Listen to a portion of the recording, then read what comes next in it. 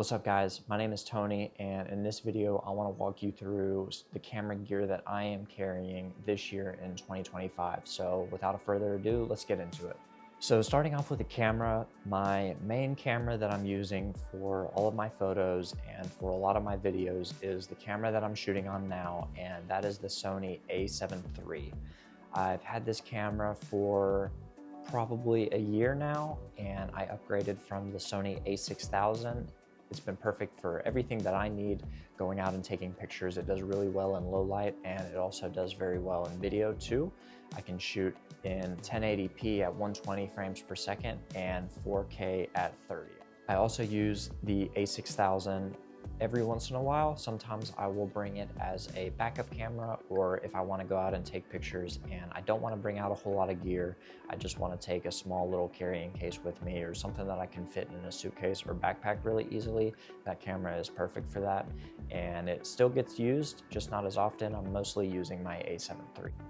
So moving on to the lenses, one lens that I'm usually carrying with me is the Zeiss f4 16-35, the newest lens to my collection. I've had this lens for a couple of months now, and the main reason I got this lens was for taking pictures for real estate. I do a little bit of real estate photos and videos on the side, and I needed something a little bit wider. Previously, I had a lens that I'm going to talk about here in a minute, was recommended by a lot of people online for its real estate photography and video capability, and I picked it up, and so far I've been very pleased with it as well, and I also am able to use it for filming videos like this. The next lens that is almost always in my camera bag is the Tamron 28-75 f2.8. First lens that I got after I got the a7 III, and this lens is also a super versatile lens. From 28 to 75, you can cover a pretty good range of shots that you may need.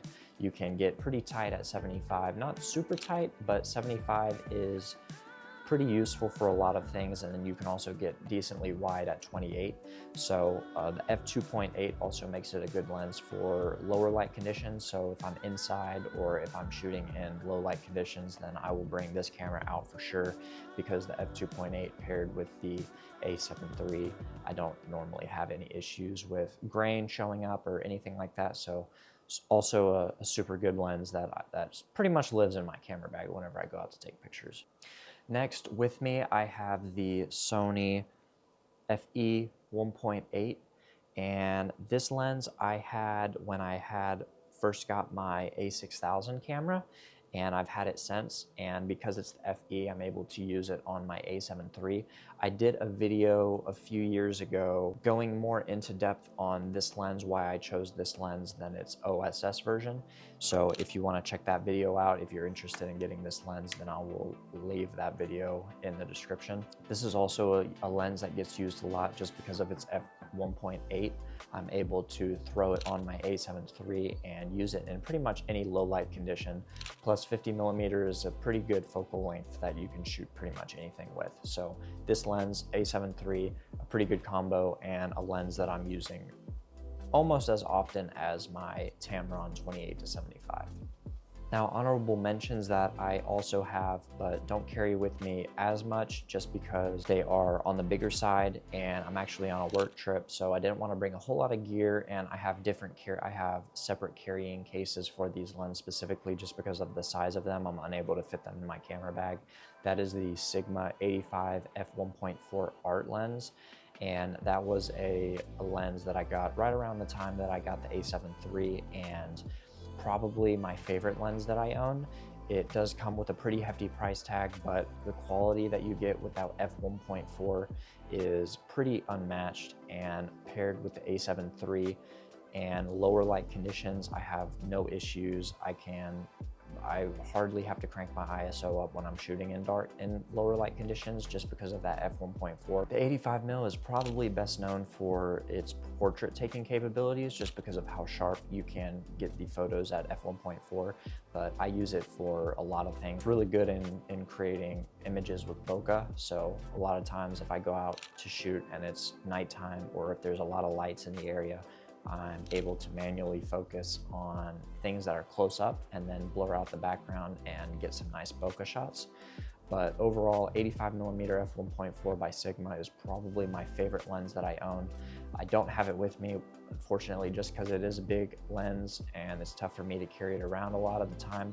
But if I am doing some bigger projects or something where I need a lens that is going to be super sharp or in darkened conditions, then I'm definitely bringing the 85mm with me.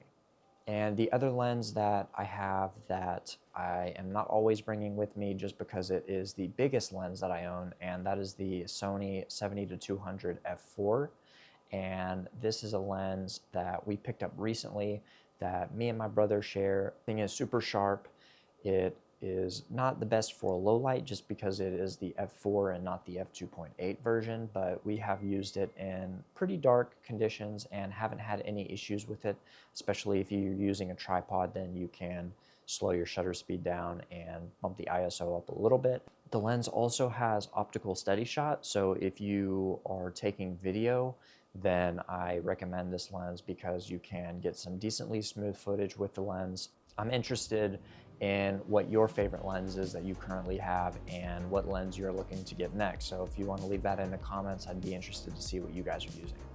So next is the tripod, and this tripod has been in my camera bag in 2023 and also my camera bag in 2024.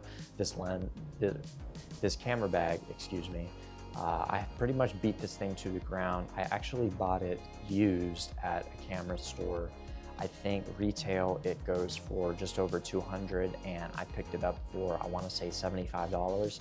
So I definitely lucked out on finding this tripod when I did. It is the Vanguard VEO, I'm gonna read it off, 265CB2, and it is the carbon fiber tripod. And I really like it because of how slim it is. It packs down pretty tight. I carry it around in this nice little carry case, and my camera bag actually has a little side strap on it that I'm able to put the tripod in the bag and then strap it to the side of my camera bag, so I don't have to carry my tripod separately whenever I'm walking around with my bag on. And so that's really nice. And you can also turn the tripod upside down, which is really nice too. I haven't really used that a whole lot just because I'm never really that close to the ground, or if I am, then normally I'm just holding the camera in my hands. But if I ever wanted to take the camera that low to the ground and get a tripod shot, then I have the ability to do that. Now, the camera bag that I'm using is the same camera bag that I was using in my 2024 camera bag video, or camera gear video, sorry. And that is still the Mosiso camera bag, and I've got all my gear in there now, so I'll just overlay some footage of me opening it prior. But I am also super pleased with this camera bag. A lot of this gear, if you notice, I haven't really gotten a whole lot of camera gear recently just because everything has pretty much held up pretty well for me. It's a medium-sized bag, so not too big, it's not small. I'm able to fit my A7 III with a lens and probably 2 other lenses. If I wanted to take one other lens, like the 85mm or the 70-200, I'm able to do that, but that doesn't leave me any room to put any other lenses in there. So this camera bag has been perfect and allowed me to do that. It's got a top compartment where I put all of my charging cords, SD cards, filters, and it's also got a laptop compartment in the back. And something that I also really like is it has the side camera access compartment. I don't have my camera in now because I'm filming this video, but if I have my camera bag setting down, then I can snag my camera out of the side compartment, which is really nice. The only thing that I'm not a fan of is that this camera bag opens from the top. So when I am out and I need to get my camera out, then I have to set the camera. Oh, there goes my Lume Cube. I have to set my camera bag on the ground on the side that will be touching my back. And so that I'm not a huge fan of, but normally I'm mindful of where I'm setting my camera bag and making sure that I'm not putting it in anything gross or making sure the ground's not wet or anything like that. So I'm able to work around that, but it would be nice if it did open from the back. That way the outside of my bag was touching the ground or wherever I'm laying my bag, but not a huge deal. I guess I'm just picky in that regard. All right, and accessories. So there are a few other things that I use, and I guess the first one I'll talk about is the Lume Cube Panel Mini. This is a light that I've had for a very long time now, and I love this thing.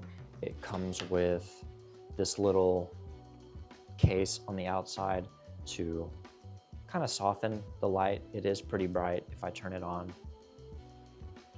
This is only at 20%. So if I turn it all the way to 100% at 5600 Kelvin, it says it's got 1.1 hours of battery life. It's on a full charge right now. At 100%, it'll last me an hour, and at 1%, this is 1%, this says it'll last me 12 hours. So if you just needed like a little desk light or like a fill light, I probably should have used it for this video as like a side fill light maybe. It'll last you 12 hours, which is pretty cool. And it also has this little dampener case that you can put on it. So it kind of will soften that light a bit. So if I turn the brightness on there, and probably should throw it up as a fill light for this video. But anyways, I really like this light. So if you do need a kind of like a backup light for pictures or even for video, if you need like a video to put on your camera, it does come with a mount. So you can tighten that horseshoe mount to the bottom of that light and use that horseshoe mount to mount onto a camera or to a tripod, whatever you may need. So I could throw this on my camera right now and have that light facing me if I didn't have my mic attached to it.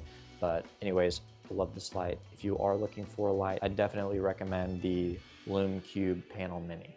The next accessory that I'm going to talk about is the DJI RS3 Mini.